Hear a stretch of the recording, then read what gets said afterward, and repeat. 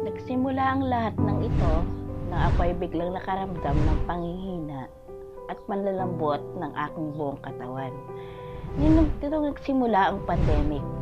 Isang araw, habang ako po ay nagtatrabaho, nakaramdam ako ng pananakit sa aking tagiliran at panghihina sa aking katawan. Mga ilang linggo ko din po yung ininda. Pagigising ko isang araw, di na po ako makabangon dahil hindi ako makatulog buong magdamag. At iba na ang aking nararamdaman. Masakit na po ang aking binti at balakang hindi na po ako noon mapakali. Tapos po noon, kinabukasan po araw ng linggo, nagpa-check up kami sa hospital. Kinuhalan ako ng dugo at pinaihi ako. Ilang boteng tubig na po ang naiinom ko pero hindi pa rin ako maihi. Hindi rin po ako noon makadumi. Minamanas na po ako noon at nang araw ding ng linggo na yon, hindi na ako mapakali na may para bang may kulang sa akin.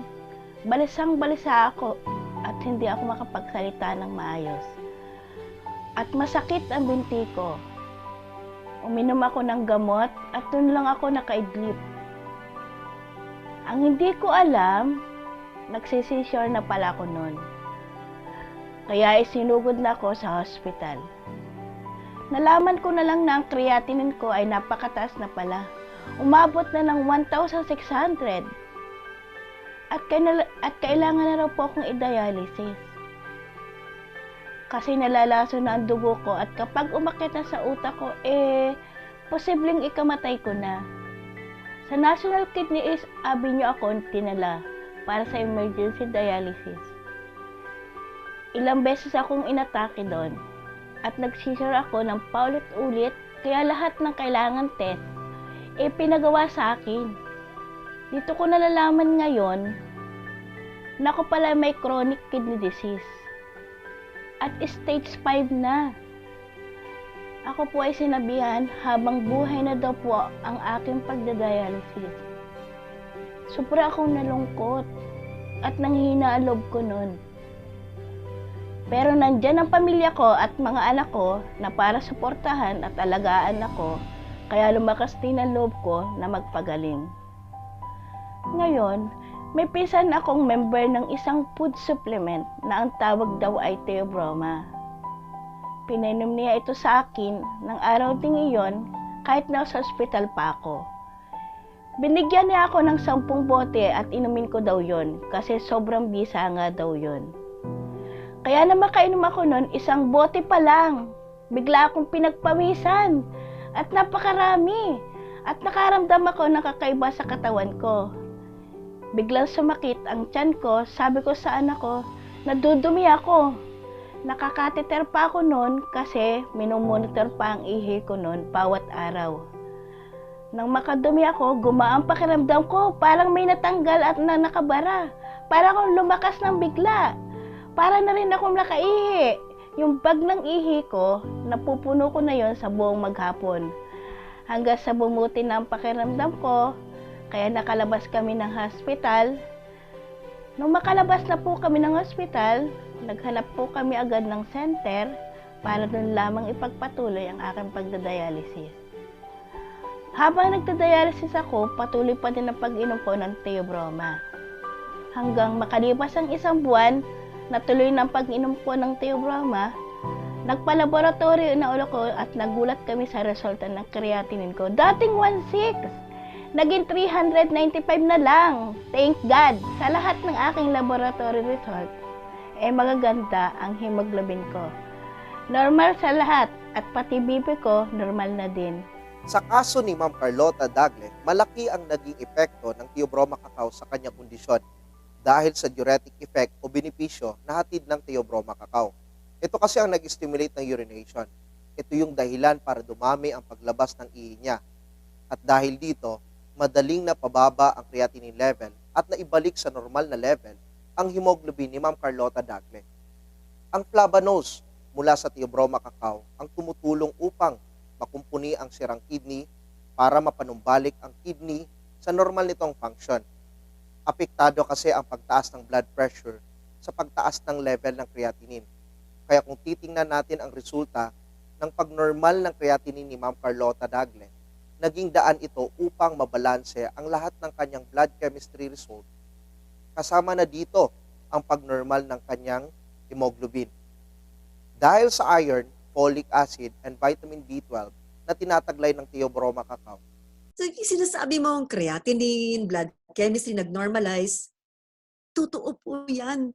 It's a very powerful antioxidant.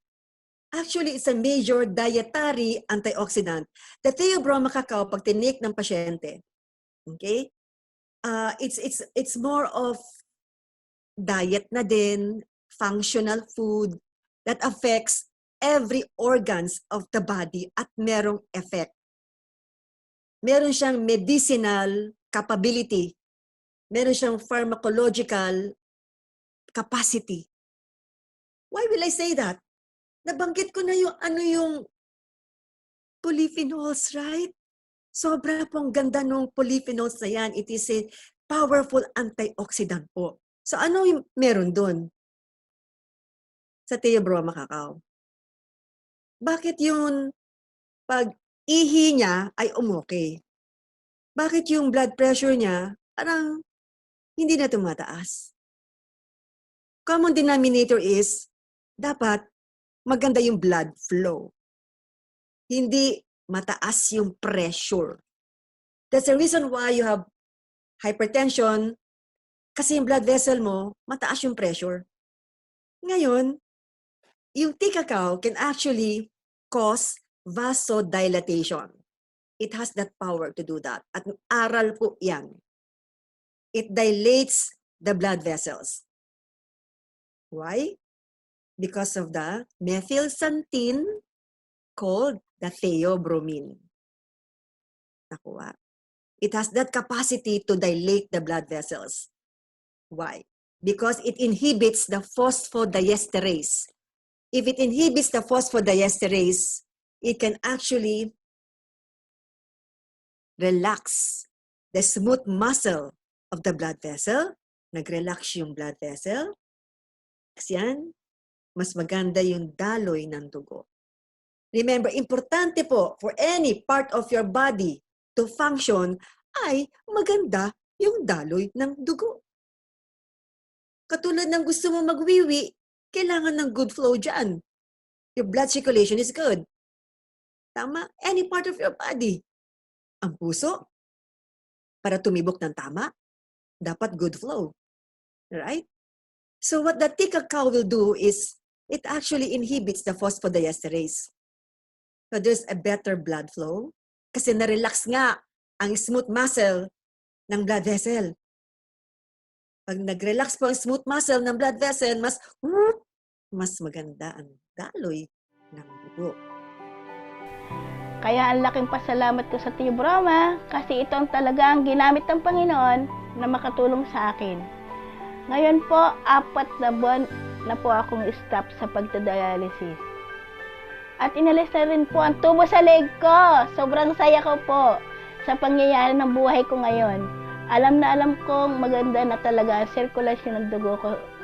Kaya sa inyo, Theobroma, maraming salamat po talaga.